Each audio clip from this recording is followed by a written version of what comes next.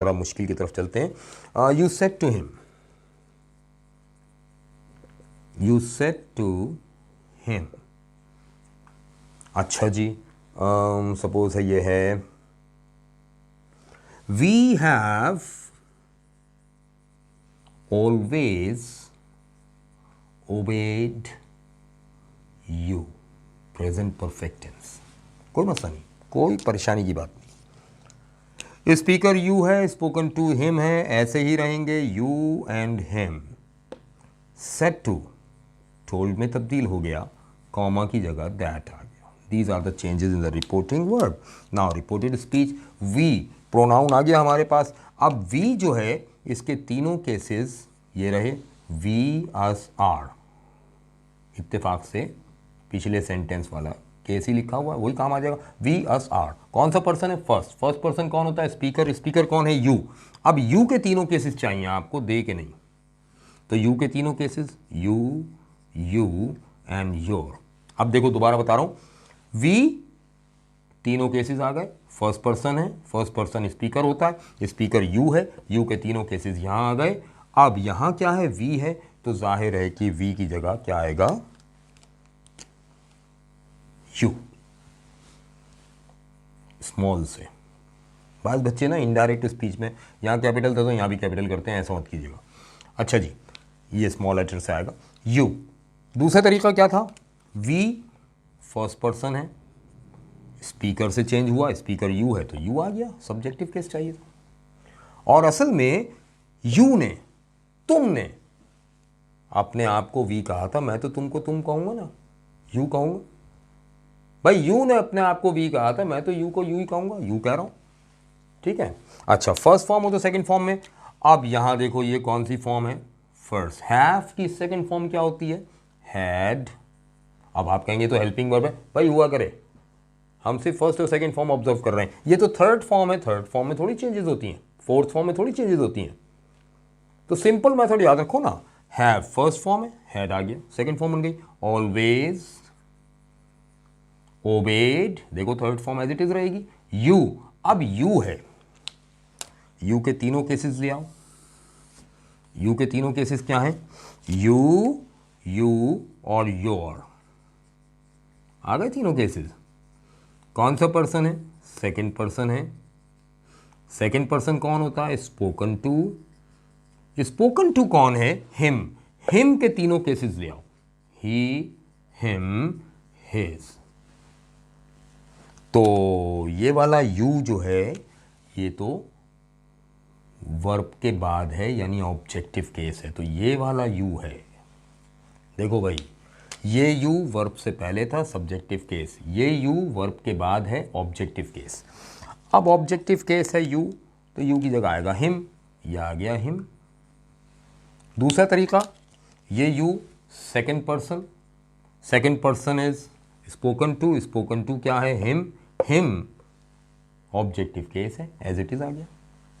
और हकीकत में यू ने जिससे बात कर रहे थे वो एक ही है, यू ने ही से कहा था, ठीक है ना। तो यू ने ही को यू कहा होगा, मैं तो ही को ही कह रहा हूं, हिम कहूंगा, ठीक है ना। अच्छा, कंप्लीट हो गया। You told him that you had always obeyed him, you had always obeyed him. Past perfect बना है, प्रेजेंट परफेक्ट जो था वही होगा जो चार्ट में होता है, लेकिन चार्ट की ज़रूरत नहीं है ना, जो लॉजिक बताई है, फर्स्ट फॉर्म सेकंड फॉर्म में, second form had plus third form में। और देखिएगा, समझ में आ गया? Very good. Next sentence, comments में बताइएगा कि क्या चीज़ समझ में नहीं आई, तो फिर मैं उसको और मज़ीद एक्सप्लेन कर दूंगा। सेंटेंस बता रहा हूं। She said to me,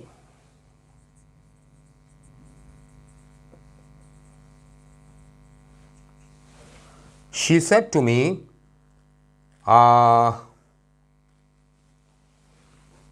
I prepared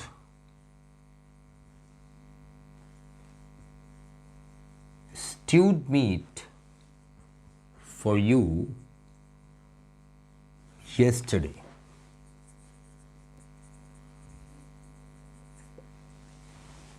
ठीक, अब इनडायरेक्ट बनाना है, शी स्पीकर है, मी स्पोकन टू है, शी टोल्ड आ जाएगा, मी कॉमा की जगह दैट आ गया, आई। अब ये जो आई है इसके तीनों केसेस ले आइए, आई, मी, माई, सब्जेक्टिव, ऑब्जेक्टिव, पॉसेसिव। कौन सा पर्सन है? First person. फर्स्ट पर्सन कौन होता है? स्पीकर। स्पीकर कौन है? शी के तीनों केसेस ले आइए, शी, हर, हर। तो आपको क्लियरली नजर आ रहा है कि आई की जगह शी आएगा, या आई की जगह शी आ गया। भाई शी ने अपने आप को आई कहा था ना, मैं तो उसे शी कहूंगा, ठीक। प्रिपेयर्ड कौन सी फॉर्म है? सेकंड या थर्ड?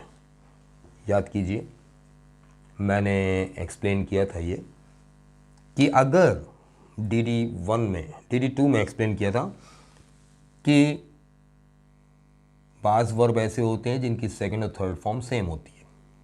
कोई बात नहीं, रेगुलर वर्ब है इसलिए ईडी लगाकर सेकंड और थर्ड फॉर्म बनती है। सेम है, हम कैसे पहचानेंगे ये सेकंड या थर्ड है? Second form is always used without helping verb.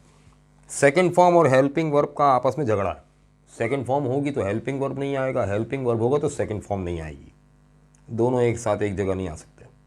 तो second form is always used without helping verb, but third form can never be used without helping verb.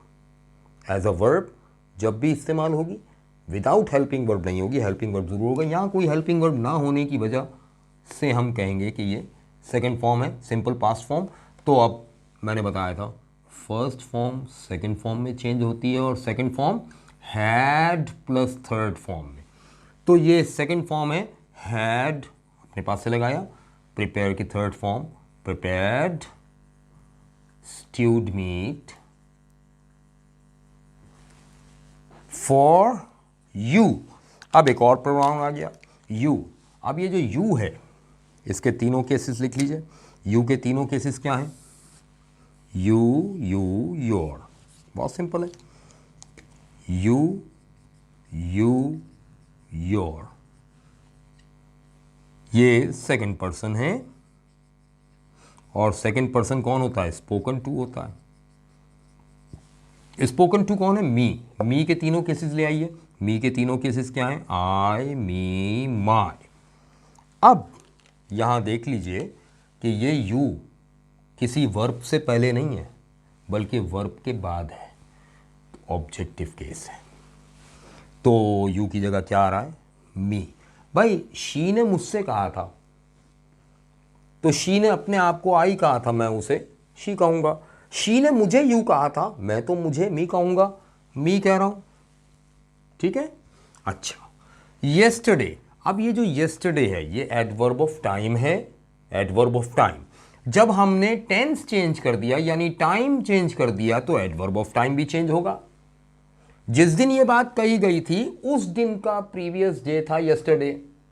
आज मैं कन्वे कर रहा हूं आपको ये मैसेज, आज मैं डिलीवर कर रहा हूं, तो यकीनन आज का प्रीवियस डे येस्टरडे कुछ और होगा, है ना। तो मुझे तो उसी दिन के रेफरेंस में बात करनी है, तो मैं कहूंगा द प्रीवियस डे, यानी उस दिन का येस्टरडे, आज का येस्टरडे नहीं।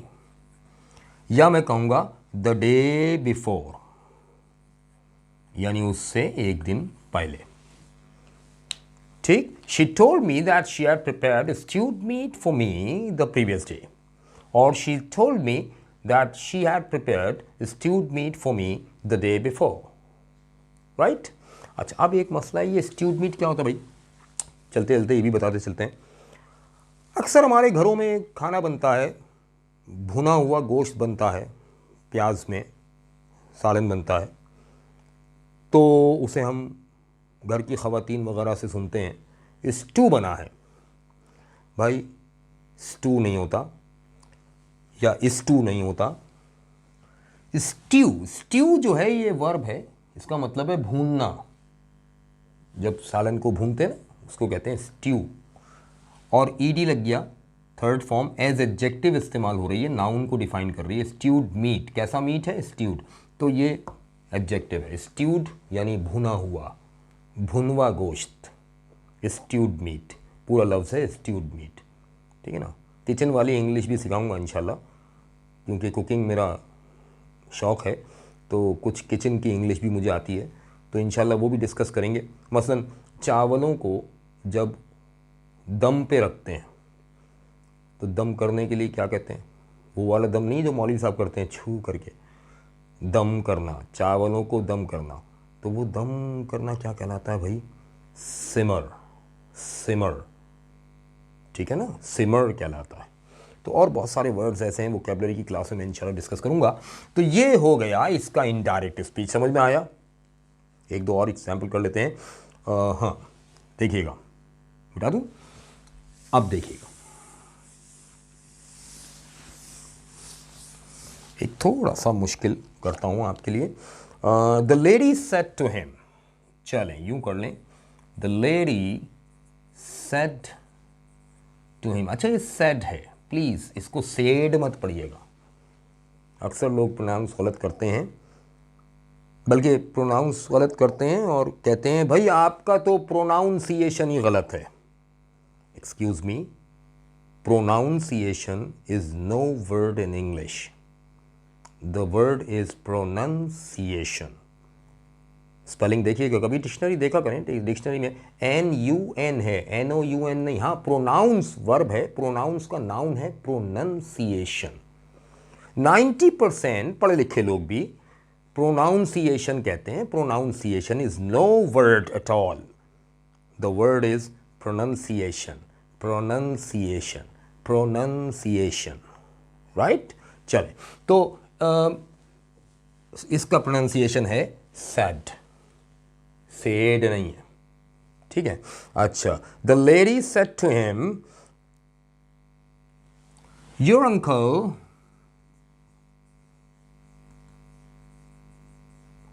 was absent the day before yesterday। Indirect बनाना है, बनाते हैं जनाब। स्पीकर कौन है? द लेडी, स्पोकन टू कौन है? हिम। द लेडी और हिम ऐसे ही आ गया, यहां सेड टू की जगह टोल्ड आ गया। अच्छा इन्फॉर्म्ड भी आ सकता है, दिस इज एन इंफॉर्मेशन, तो मैं क्यों ना कहूं the lady informed him, it may be, ठीक है ना। ये डिपेंड करता है रिपोर्टिंग पर्सन। मैं सिंपल बना रहा हूं ताकि सब बच्चों के एक जैसा समझ में आ जाए। कॉमा की जगह दैट, अब आ गया pronoun you, you, your, your के तीनों केसेस ये लिखे हुए जनाब, योर के तीनों केसेस ऑलरेडी लिखे हुए हैं, you, you, your, second person है, और सेकंड पर्सन कौन होता है? स्पोकन टू, और स्पोकन टू कौन है? हिम, और हिम के तीनों केसेस क्या हैं? ही, हिम, हिज। तो सिंपली हमें नजर आ रहा है कि योर की जगह हिज आएगा, ठीक।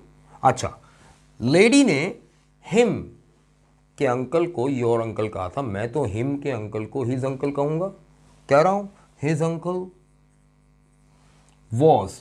अब ये वॉज कौन सी फॉर्म है? अभी बताया था बी की सेकंड फॉर्म होती है वॉज, और सेकंड फॉर्म किस में चेंज होती है? हैड प्लस थर्ड फॉर्म में, ठीक है ना। तो बी किस में चेंज होगा? Had plus third form. तो हैड तो हेल्पिंग वर्ब आ गया ये, और वॉज की थर्ड फॉर्म क्या होती है? Been absent. The day before yesterday adverb है, the day before yesterday reporting verb past में है, लिहाजा मैंने टेंस चेंज किया यानी टाइम चेंज किया। जब टाइम चेंज हुआ तो एडवर्ब ऑफ टाइम भी चेंज होगा। द डे बिफोर येस्टरडे किस में चेंज होगा?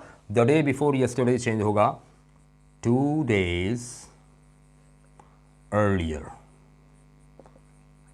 2 days earlier, ठीक है। अच्छा जी,